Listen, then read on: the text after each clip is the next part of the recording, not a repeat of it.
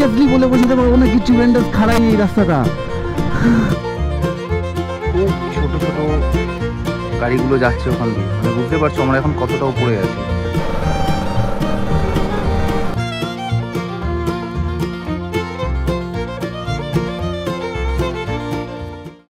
Good morning from Siliguri.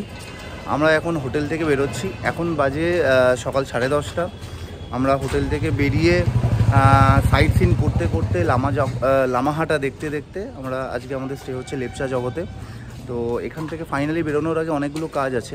Bike wash করাতে হবে। বাইকটা প্রচণ্ড নোংরা হয়েছে, মানে প্রচণ্ডই নোংরা, কারণ কালকে আসার সময় বৃষ্টি হচ্ছিলো কয়েক জায়গায়, তো নোংরা ছোপ পড়ে গেছে। তো বাইক পরিষ্কার করতে হবে। এখানে শাগনিক রেডি হয়ে গেছে, সব ঠিকঠাক লাগিয়ে নিয়েছে, বাইকে ঝাড়াঝাড়ি করছে। রাস্তা খুব একটা বেশি নয়, 50 থেকে 55 কিলোমিটার হবে, তো তাড়াহুড়োর কিছু নেই। গলার অবস্থা আগের থেকে একটু বেটার, গলা শুনেই বুঝতে পারছো। তো চলো, এই রাস্তাটা হচ্ছে হিলকাট রোড।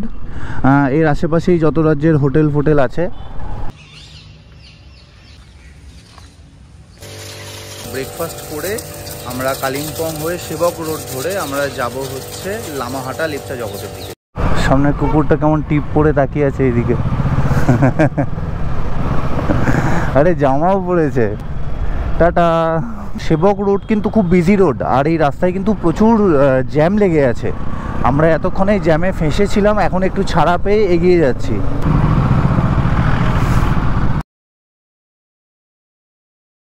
জ্যামটা কিন্তু এখানকার খুব ভয়ঙ্কর জ্যাম, সিরিয়াসলি, মানে একদম স্ট্যান্ড স্টিল পজিশনে জ্যাম হয়ে যাচ্ছে মাঝে মধ্যেই। তো আমাদের এই জ্যামেতেই প্রায় 1 ঘন্টা কেটে গেল। ডান দিকে দেখতে পাচ্ছ সার হয়ে গাড়ি কিন্তু দাঁড়িয়ে আছে। তো আশা করি আন্দাজ করতে পারছো যে জ্যামটা কতটা লম্বা।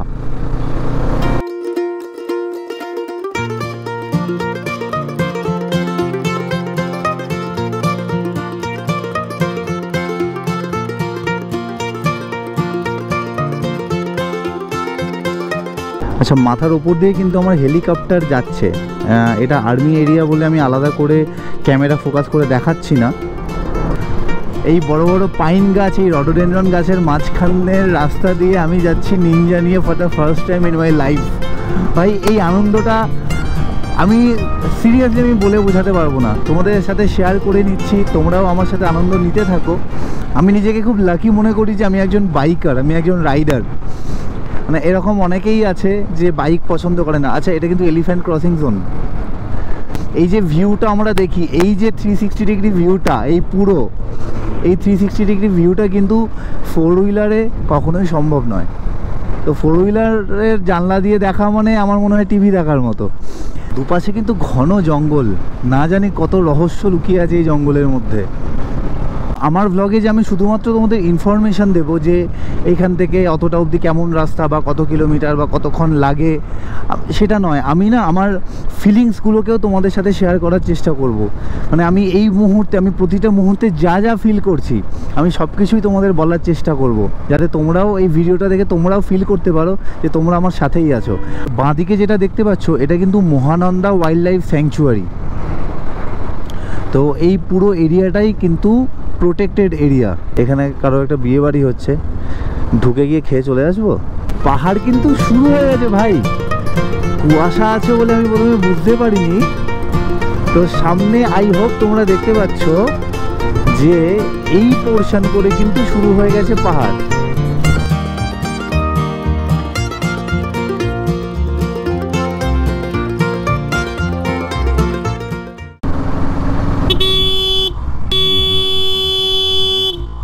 দেখেছো, লোকজন ভুল ভাল ভাবে ঢোকে। এই যে ব্রিজ দেখা যাচ্ছে, এর ওপর দিয়ে ট্রেন যায়। মানে যে ট্রেনগুলো আসাম যাচ্ছে, সেই ট্রেনগুলো কিন্তু এই ব্রিজের ওপর দিয়ে যায়। এই পাহাড়ি আঁকা বাঁকা রাস্তায় বাইক চালাতে যে কি ভালো লাগে, সেটা যে চালায়নি সে কোনো দিনও বুঝবে না। তাই তোমরা যারা বাইক পছন্দ করো, বাইক চালাতে ভালোবাসো, তাদেরকে আমি রিকোয়েস্ট করব, প্লিজ একবার পাহাড়ে এসে বাইক চালাও। মানে at least once in a lifetime চালাও। তো এই ওপর থেকে কিন্তু মাঝে মধ্যেই পাথর খসে পড়ে রাস্তায়, আর মাঝে মধ্যেই শুনবে যে সেবক ব্রিজ বন্ধ হয়ে যায়। ওকে ওকে ওকে স্যার। তো এই ব্রিজটা হচ্ছে সেবক ব্রিজ। অনেক ছোটোবেলায় এই ব্রিজে এসেছিলাম, এই জায়গাটায় এসেছিলাম, না অনেক পুরনো স্মৃতি আছে এই জায়গাটায়। জায়গাটা কিন্তু অসাধারণ জায়গা, আর নিচে দিয়ে বয়ে চলেছে তিস্তা নদী। পাহাড়গুলো একটু ধোঁয়াশা ধোঁয়াশা লাগছে। এই এই এই পালাচ্ছিস কেন? আয়।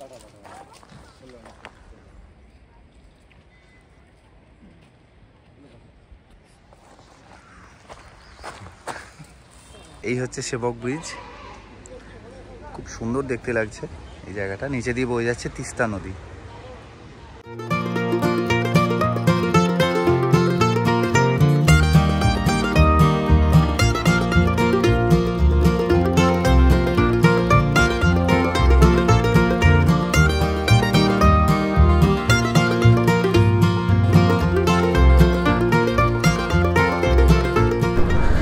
ডান দিকে একটা ব্রিজ, এই জায়গাটার নাম হচ্ছে কালীঝোড়া। তিস্তা নদীকে ডান দিকে ফেলে রেখে আমরা চলেছি বাঁ দিক দিয়ে আঁকাবাঁকা রাস্তায়। আবার সামনে কোথাও একটা তিস্তার সাথে দেখা হয়ে যাবে। ডান দিকে আবার দেখা হয়ে গেছে তিস্তার সাথে। বলেছিলাম না, তিস্তার সাথে এই কদিন বেশ অনেকবারই দেখা হবে আমাদের।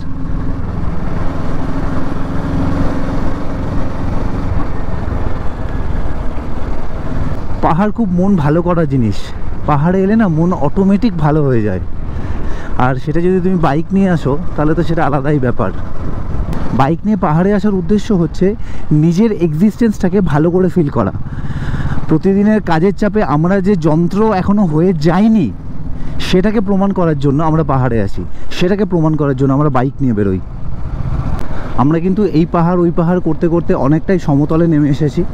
আবার একটু পরে কোনো না কোনো পাহাড়ে উঠে যাব। তবে এই জায়গায় তিস্তা নদীটা কিন্তু বেশ চওড়া এবং জলের স্রোতও আছে বেশ ভালোই। সিরিয়াসলি মনে হচ্ছে জলে নেমে একটু স্নান করে আসি। ওফ, কি লাগছে চারপাশটা।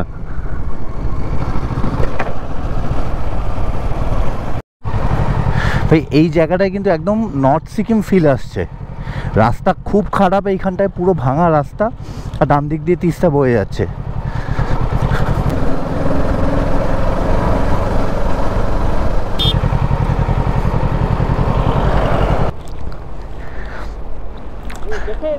এখান থেকে লাফ মেরে দেবো একটা। আমরা এখন দাঁড়িয়ে আছি তিস্তা নদীর ধারে। কেন দাঁড়িয়ে আছি? কোনো কারণ নেই, এমনি রাস্তা দিয়ে যাচ্ছিলাম, যেতে যেতে খুব ভালো লাগলো এই জায়গাটা দেখে, তো দাঁড়িয়ে গেলাম।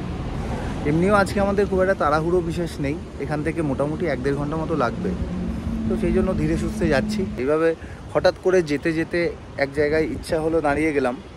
এই জন্যই বাইকে আসা, এই জন্যই নিজেদের মতো করে আসা।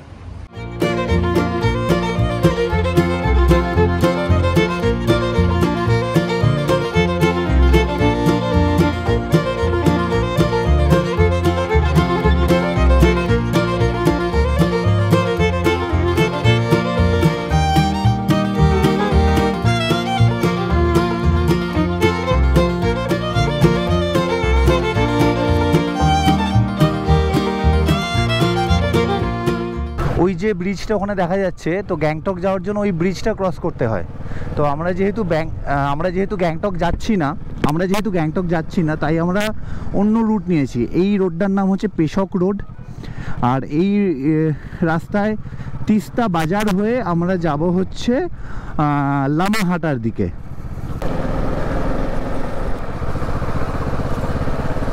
এরকম নদীর ধারে, তিস্তার ধারে বাইক সার্ভিসিং, ভাবা যায়? আমাদের ওখানে যদি এরকম নদী থাকতো, আমি রোজ বাইক সার্ভিসিং করাতে আসতাম নদীর ধারে।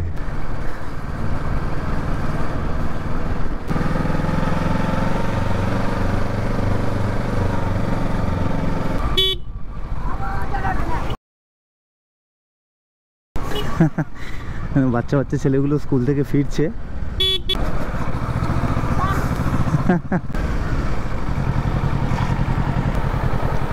এই ব্রিজটা কিন্তু একদম অন্যরকম ব্রিজ, তো বোঝাই যাচ্ছে এখান থেকে কোনো 4 হুইলার যায় বলে মনে হয় না।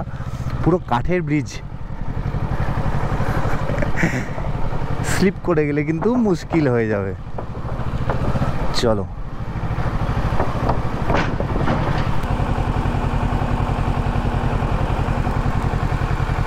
লামাহাটা 13, তাগদা 15। রাস্তাটা কিন্তু বেশ খাড়াই এখানে। ও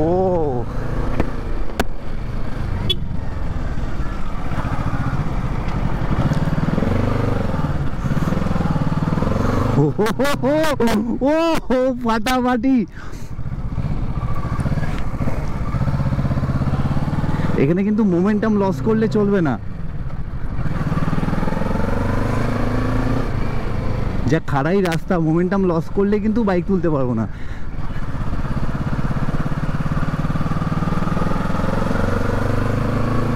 ও অসম ভাই, কি রাস্তা দিয়ে এলাম বস, চরম। আবার একটা খাড়াই রাস্তা।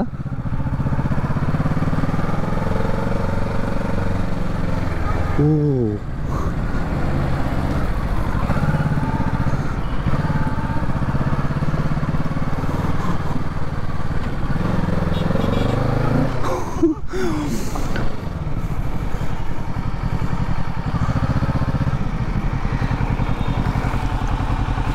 এখানে দাঁড়িয়ে থাকা মানে কিন্তু রিস্ক, যে কোনো সময় নিচে গড়িয়ে পড়তে পারি।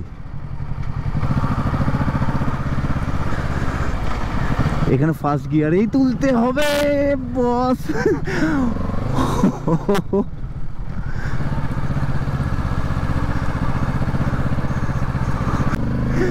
কি ট্রিমেন্ডাস খাড়াই, আমি বলে বোঝাতে পারবো না, আমি সিরিয়াসলি বলে বোঝাতে পারবো না কি ট্রিমেন্ডাস খাড়াই এই রাস্তাটা। আর একদম নিস্তব্ধ, চুপ।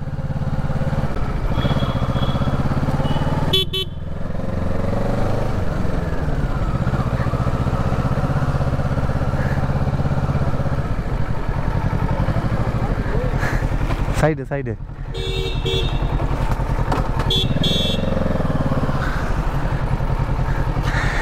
তোমরা বুঝতে পারছো কিনা জানি না, এই রাস্তাটা কিন্তু বিশাল খাড়াই। এইরকম কি রাস্তা দিয়ে এলাম ভাই। এই জায়গাটা কিন্তু ট্রিমেন্ডাসলি খাড়াই। গাড়িগুলোকে দেখে হয়তো বুঝতে পারবে গাড়িগুলো কিভাবে উপরে উঠে যাচ্ছে।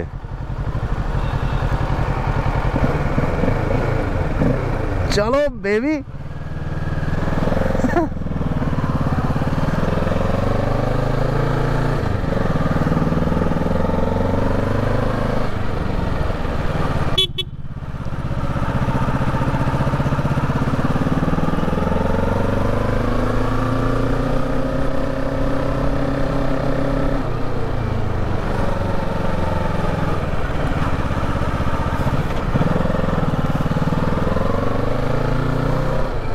ভাই উইদাউট মোমেন্টাম এই রাস্তায় সেকেন্ড গিয়ারে তোলা যাবে না, কোনোভাবেই যাবে না।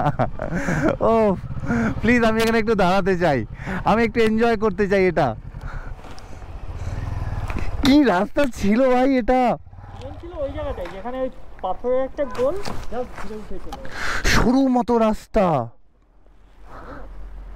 এই রাস্তা যা দেখে মনে হচ্ছে এই রাস্তা খুব একটা যায় না। রাস্তায় একটা ব্যাপার লক্ষ্য করবে, রাস্তার মাঝখানে পাথর দেওয়া আছে যাতে গ্রিপ ভালো হয়। হ্যাঁ হ্যাঁ, মানে বুঝতে পারলে, মানে এইটুকু সময়ের মধ্যে আমরা কতটা উপরে উঠে গেলাম।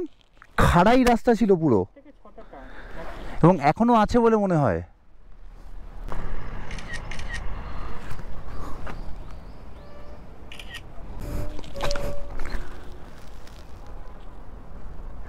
কি কিসের আওয়াজ হচ্ছে বলো তো?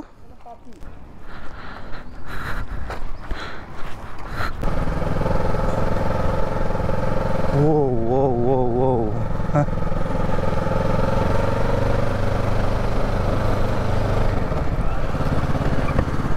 এই জায়গাটা না একদম শুনশান জায়গা, গাড়ি খুব একটা বেশি যাতায়াত করে না।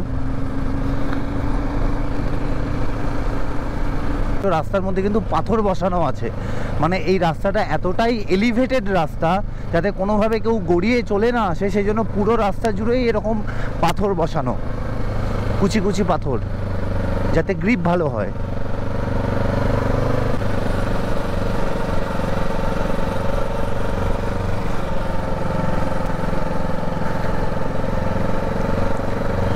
তো রাস্তাটা এসে মিশছে পেশক টি এস্টেটে। এই জায়গাটার নাম হচ্ছে পেশক। এটা চা বাগান, দেখে বুঝতে পারছো, এই যে চা বাগান, এটা হচ্ছে পেশক টি এস্টেট। আবার কিন্তু শুরু হলো সেই আলমাথারি রাস্তা।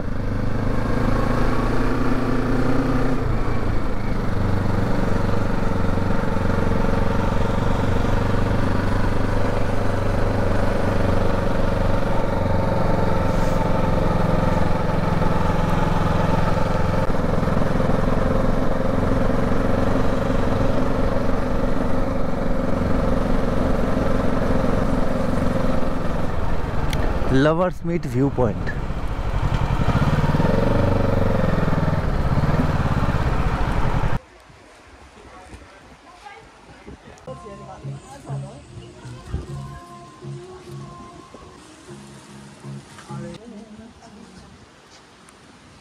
তো এটা হচ্ছে লাভার্স ভিউ পয়েন্ট। বাঁদিকের যে সবুজ জলটা দেখা যাচ্ছে এটা রঙ্গিত নদী, আর ডান দিকের যে ঘোলাটে টাইপের জল সেটা হচ্ছে তিস্তা নদী। এখানে রঙ্গিত আর তিস্তা নদী একসাথে মিশছে। আর আই হোপ দেখা যাচ্ছে খুব ছোট ছোট গাড়িগুলো যাচ্ছে ওখান দিয়ে, মানে বুঝতে পারছো আমরা এখন কতটা উপরে আছি। এদিকেও রাস্তা আছে আর এইদিকেও রাস্তা আছে, ওই দিকে ছোট ছোট সাদা গাড়িগুলো যাচ্ছে, খুব ছোট্ট লাগছে গাড়িগুলোকে এখান থেকে। জায়গাটা অপূর্ব জায়গা। তো লামাহাটা এলে এই লাভার্স মিট ভিউ পয়েন্টে অবশ্যই এসো। এই জায়গাটা এত অপূর্ব না, সিরিয়াসলি বলে বোঝাতে পারবো না।